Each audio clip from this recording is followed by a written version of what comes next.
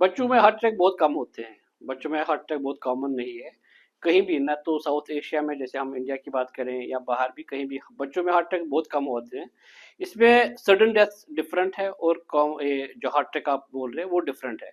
Sudden death जैसे आप बोल रहे हैं कि बच्चे का ये बोल रहे हैं कि वो सडन डेथ है, उसमें मल्टीपल कॉज हो सकते हैं, जैसे कंजेनिटल एब्नॉर्मलिटीज होती हैं, बहुत सारे हार्ट के ऐसे रिदम डिसऑर्डर्स जिसको बोलते हैं, long QT syndrome, short QT syndrome, Brugada syndrome, ये बहुत सारे अलग अलग सिंड्रोम्स हैं। या in addition to congenital heart disease ऐसी होती हैं जो सडन डेथ दे सकती हैं, एबिस्टिन अनोमली है, बहुत सारे ऐसे कारण हैं। बट इसको हार्ट अटैक में गिनना थोड़ा सा मेरे हिसाब से तो इसको अवॉइड ही करना चाहिए, इसको हार्ट अटैक वाला वर्ड यूज करना। हाँ, सडन डेथ या सडन कार्डियक डेथ आप यूज कर सकते हो वैसा वर्ड। अदरवाइज बच्चों में हार्ट अटैक बहुत रेयर है और अनकॉमन है। तो किन चीजों का ध्यान रखना चाहिए बच्चों में? जी, बच्चों का जैसे सबके लिए कॉमन है, बच्चों में भी, लेकिन कुछ चीज़ें इंपॉर्टेंट है। जैसे आजकल के बच्चे जंक फूड बहुत कॉमनली हर दिन और हर मोमेंट पे जंक फूड खाते हैं, वो अवॉइड करना चाहिए। उनका जो स्क्रीन टाइम है वो बहुत कम होना चाहिए। स्क्रीन टाइम बहुत बच्चे यूज़ करते हैं और आउटडोर एक्टिविटीज उसकी वजह से कम हो जाती हैं। आउटडोर एक्टिविटीज जैसे अगर बहुत सारी गाइडलाइंस हम पढ़े तो मिनिमम बच्चों को 3 से 4 घंटे आउटडोर एक्टिविटीज होनी चाहिए पर डे। ये कोई इसका कोई लिमिट नहीं है कि बस एक दिन कर लिया दूसरे दिन नहीं किया, पर डे उनका at least 3 to 4 hours outdoor outdoor activities होनी चाहिए। फिर एक और चीज़ है कि स्लीप टाइम, हर एक डिफरेंट जो एज ग्रुप है उनमें स्लीप टाइम डिफरेंट होता है, बट ऑन एन एवरेज अगर हम बोलेंगे कि 8-10 साल के बच्चों को they should have at least 8 to 10 hours of sleep minimum.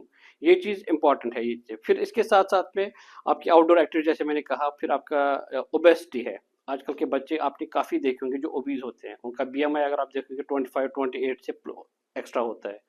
तो डाइट का हमें काफ़ी ख्याल रखना है उस हिसाब से, ताकि उनका बीएमआई ठीक रहे, मोटापा नहीं हो।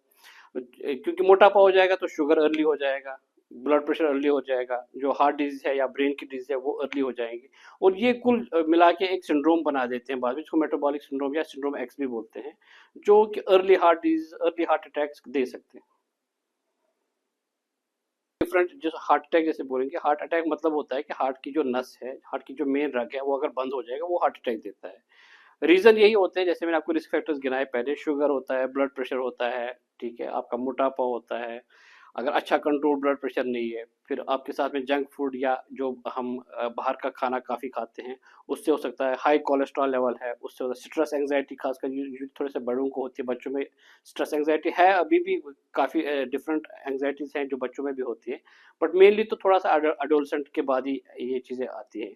ये कुल मिला के एक रिस्क फैक्टर सारे हैं जो हार्ट की कोई भी नस बंद कर सकती है। एक्सट्रीम टेम्परेचर, चाहे एक्सट्रीम कोल्ड हो या एक्सट्रीम, जैसे समर यहाँ होता है टेम्परेचर 45 प्लस जाता है, एक्सट्रीम टेम्परेचर में भी हार्ट अटैक काफ़ी इंक्रीज हो जाते हैं।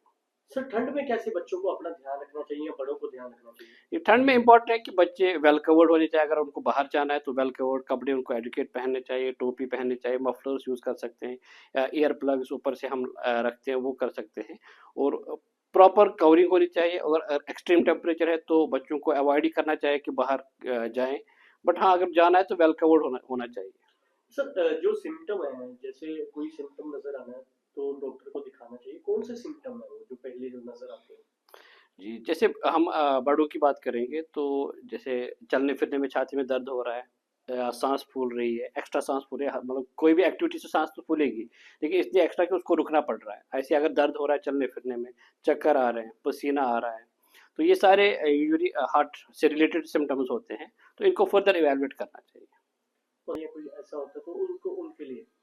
बच्चों में यूजुअली क्या होता है कि वो एक्टिविटी पे ही पता चलता है उनको, जब वो खेलने बैठेंगे उनकी सांस एक्स्ट्रा फूलेगी, या उनके होंठ, जीभ या जो नील्स है वो नीले पड़ जाएंगे।